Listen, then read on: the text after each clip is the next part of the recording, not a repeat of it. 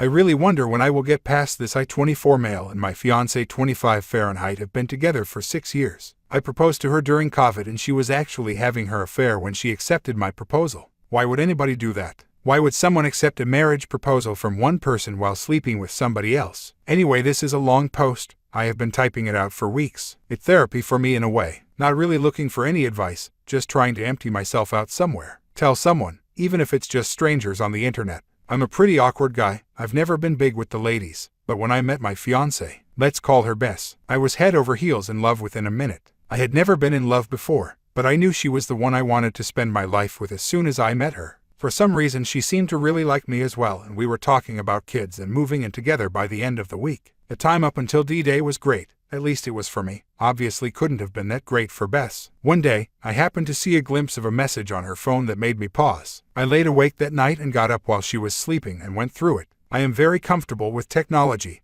I actually make a living through some mobile apps I made. I'm not super rich, but I could comfortably take a year off without suffering any long-term economic consequences. Anyway, I didn't find anything absolutely conclusive, but I did find a lot of suspicious stuff like deleted messages. She also had a Snapchat contact with an icon that indicated a lot of interaction. There were also some pictures of a guy I didn't recognize. So I installed spyware to monitor her mobile. I just did a Google search and selected the most expensive service I could find. I could even turn the camera and microphone remotely. The next day, Bess was supposed to go on a 5-day business trip. She works in sales, so this wasn't necessarily something that was strange for her. But as soon as she was out the door, the messages started going back and forth. I was devastated. I vomited several times. I just couldn't believe what I was reading. For a long time I refused to accept what it meant. I became obsessed and started going through everything I could get access to. I found out their affair had started more than 2 months before I proposed to her. Her AP, a work colleague, was a married man 10 years her senior with 3 children and a wife that was 7 months pregnant at this point.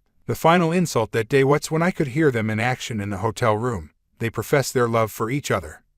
Badmouth me and his wife. They talk about running away and starting a new family. I was totally distraught. I had no idea what to do. I didn't have the guts to call and confront her. In the end, I ended up calling my best friend since childhood. Let's call him KK. Grew up in a Brazilian favela. He was already tough as nails when he and his mother moved in next door when I was 12. This was in the UK, by the way. K's father had died a few years before. K never really talked about it. His mother said he died in a random act of violence. My mother left us when I was 10. She was an addict and my father never remarried. Kay didn't know a word of English, but over that first summer we became close friends and I learned some Portuguese and he some English. I guess we bonded so strongly through shared trauma. Me and Kay has been inseparable since, which is kind of weird. I am a conflict-shy and awkward nerd. Kay is very popular and not afraid of anything, unlike me. Kay is not big or muscular or anything like that, he's just damn tough. Everybody loves Kay. In high school someone planned a surprise party for him and 250 people showed up. I can probably count my friends on one hand, and 3 of them are more people I know than actual friends. I told Kay everything, showed him the messages and the emails I managed to uncover. He was silent for a long time. He told me that he couldn't give me any specific advice because this was something I had to deal with. I had to deal with this the way that was right for me. He then proceeded to remind me about a girl he had been with that had cheated on him. He went nuclear.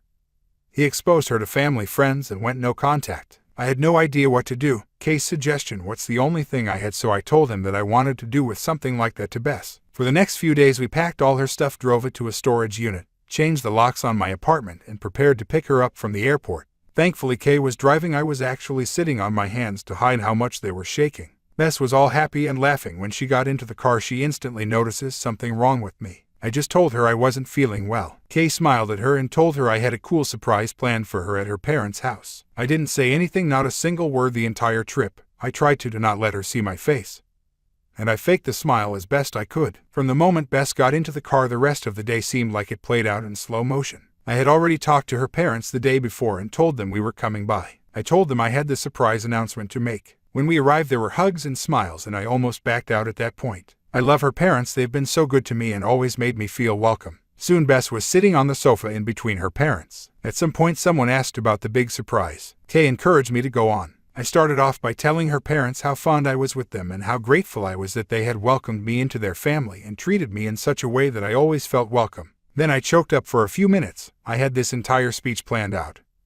It was eloquent and composed. I totally forgot my speech, so I just blurted it out. Bess has been cheating on me with a work colleague that has kids and his wife is 7 months pregnant.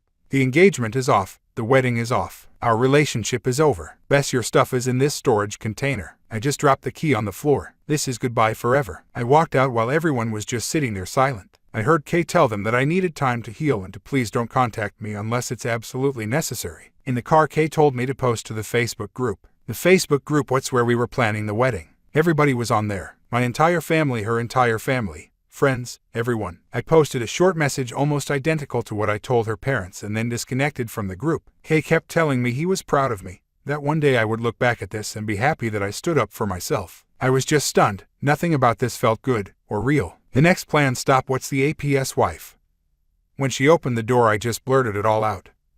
I didn't even introduce myself. I'm pretty sure she slapped me at some point. As I gave her a thumb drive with the evidence on it, her husband comes around the corner behind her. His wife immediately started screaming. She told him to get lost and not come near her. He tried making excuses, but as soon as he took a step forward, Kay was right up in his face instantly.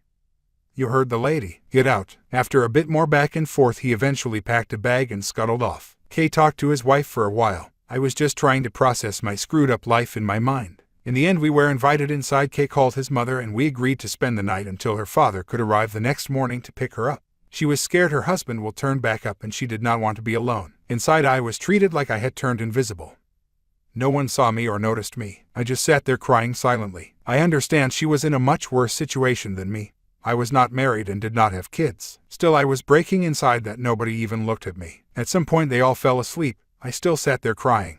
I decided that I was going to just end it. I started looking for pills, but I couldn't find any. In the end, I got a long knife and I planned to just stab myself through the heart with it. I held it towards my chest with both hands, and when I took a deep breath, the knife went under my rib cage and penetrated about a centimeter. It hurt like hell. I sat there for a while watching the knife with the bloody tip. I have no idea how long I stood there. In the end, I left the knife on the table and went back to my chair. There I sat crying for the rest of the night. I just couldn't get my head around what's happening. Her father arrived 5:30 in the morning. I opened the door to let him in. I was covered in blood. He was amazingly calm, considering how I looked. He calmly asked me some question, and if I was okay. I mumbled some gibberish. He went inside to find his daughter while I just stood there holding the door. Shortly after, Kay came out to talk to me. I stared at him for a minute, then I just passed out. I woke up in the hospital. It's 3 months ago now. Kay stayed with me the first few weeks after I returned home. He was scared I was going to off myself again. I haven't talked a word to my ex-fiancé. I changed my phone number, I blocked her email address and all access on social media. She has come to my door a few dozen times. She talks through the door. Sometimes she talks for hours. She talks about how sorry she is. She begs for forgiveness. She has told me that she has broken it off with the AP, that the APS wife is divorcing him. That she's been fired because the APS wife reported them to HR. When she comes, I just sit right inside the door. I listen to her and cry. I know it's really fucking up. I'm just torturing myself. I haven't responded to her yet. She's told me that she could see the door move when I leaned against it, so she knows I'm there. I haven't healed anything. I still love her like crazy. But my heart and soul is just too damaged. I am full of anger, hatred, and shame. I know I can never go back to her. It would totally destroy what little self-esteem and self-respect I still have. The confrontation at her parents' place, telling the APS wife. It gave me nothing to feel better about. If anything, I regret not just walking away. People have been telling me at some point go numb or becoming different. I hope that day is soon for me. Because right now every day is hell.